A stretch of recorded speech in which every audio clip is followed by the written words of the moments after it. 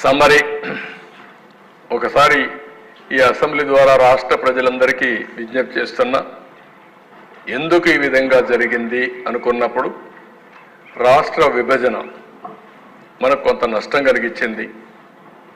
ఆ రాష్ట్ర విభజన కూడా అధిగమించడానికి మనం ఆ రోజు అనేక కార్యక్రమాలు ఆలోచించి తెలంగాణ రాష్ట్రానికి ఏవైతే అడ్వాంటేజ్ వచ్చాయో మనం అవన్నీ కూడా ఏ విధంగా అధిగమించాలి, ఏ విధంగా ఇక్కడ ఒక ఎకో సిస్టమ్ క్రియేట్ చేసుకోవాలని ఆలోచించాం. కానీ 1924 విభజన కంటే తీవ్రమైన నష్టం రాష్ట్రానికి జరిగింది. కోలుకోలేని దెబ్బ తగిలింది. అందుకే ఇక్కడ మళ్ళా నేను బ్రీఫ్ చేస్తున్న 6 వైట్ పేపర్లు మనం పబ్లిసైజ్ చేశాం. ఒక్క పోలవరం మిస్మేనేజ్మెంట్ వల్ల 53,000 కోట్ల రూపాయలు ఇప్పటి వరకు నష్టం.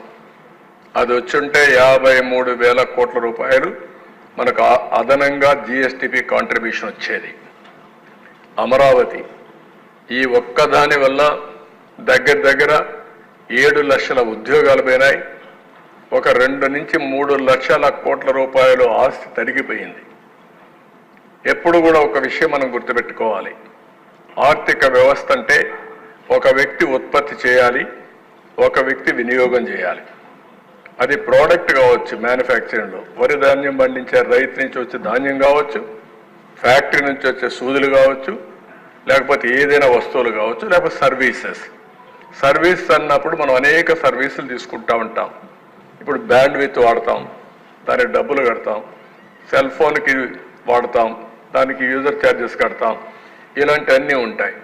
ఇవి రెండు కూడా ఆల్వేస్ మనం ముందుకు పోతా ఉంటే ఎకనామిక్ యాక్టివిటీ పెరుగుతుంది.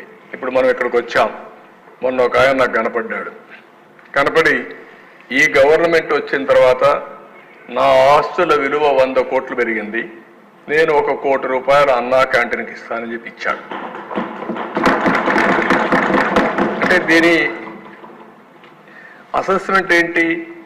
100 కోట్లు పెరిగింది కాబట్టి ఉదారంగా 1 కోటి రూపాయలు అన్నా క్యాంటీన్కి దానం చేయడానికి ముందుకొచ్చాడు. అది ఆర్థిక వ్యవస్థ. ఆ 100 కోట్లు పెరగలేదనుకోండి, తరిగిందనుకోండి 50 కోట్లు, ఈ 1 కోటి ఇచ్చే పరిస్థితిలో ఉండడు. పిల్లల చదువుకు కానీ, హాస్పిటల్ ఎక్స్పెండిచర్కి కానీ, దేనికైనా సరే సంపద ఉంటే, భూమి విలువ కూడా ఉంటే, ఒక 1/2 ఎకరా అమ్ముకుంటే వెసులుబాటు వచ్చే పరిస్థితి వస్తుంది. అలాంటివన్నీ దెబ్బతిన్నాం. ఇంకొక పక్క ఒక్క పవర్ డిపార్ట్మెంట్లో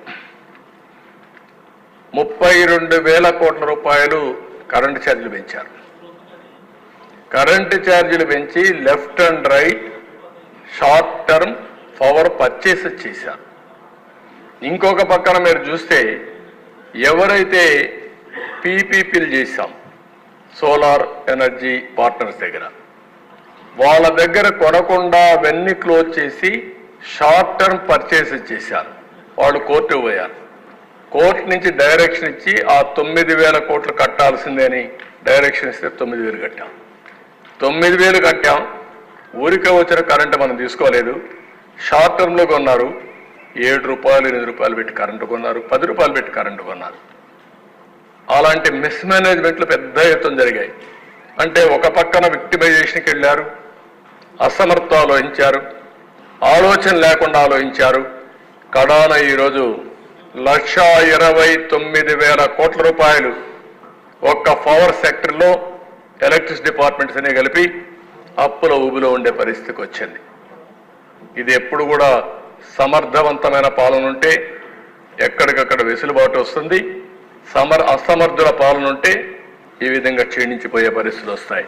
నెక్స్ట్, నేచురల్ రిసోర్సెస్, దేవుడిచ్చిన సంపద, ఇసుక, ఎన్ని అరాచకాలు జరిగాయో చూసాం. ఎవరు చెప్పినా ఏం లేదు. 7,000 కోట్ల రూపాయలు దోచుకున్నారు. భూగర్భ ఖనిజ సంపద ఎక్కడికక్కడ వెరైటీస్ కావచ్చు, లైమ్ స్టోన్ కావచ్చు, క్వార్ట్జ్ కావచ్చు, లెటరైట్ కావచ్చు, గ్రనైట్ కావచ్చు, క్వారీలు కావచ్చు, మొత్తం దోచుకునే పరిస్థితికి వచ్చారు. దీనివల్ల విపరీతంగా ఒక 10,000 కోట్లు ప్రాథమిక అంచనాల ప్రకారం నష్టం వచ్చే పరిస్థితి వచ్చింది. ఇంకో పక్కన మద్యం మొత్తం ఓన్ బ్రాండ్లు పెట్టారు. ప్రజారోగ్యాన్ని దెబ్బతీసే పరిస్థితికి వచ్చారు. దగ్గర తెలంగాణకు మనకు 20,000 కోట్ల రూపాయలు వ్యత్యాసం వచ్చే పరిస్థితి వచ్చింది. ఇయర్ 10,000 కోట్లు 12,000 కోట్లు డిఫరెన్స్ వచ్చే పరిస్థితి వచ్చింది. మనకు రావాల్సిన ఆదాయం 17,000 కోట్ల రూపాయలు తగ్గిపోయే పరిస్థితికి వచ్చింది. ఇక్కడ పెట్టిన బ్రాండ్లు రేట్లు చూసిన తర్వాత కర్ణాటక, తెలంగాణ, తమిళనాడు, ఒరిస్సా ఏదైతే వాళ్ళ బ్రాండ్స్ ఇక్కడ వచ్చి అమ్ముకునే పరిస్థితికి వచ్చారు. లా అండ్ ఆర్డర్ నిన్నే మాట్లాడాం. ఇవన్నీ మాట్లాడి అందరిపైన కేసులు పెట్టే పరిస్థితికి వచ్చారు.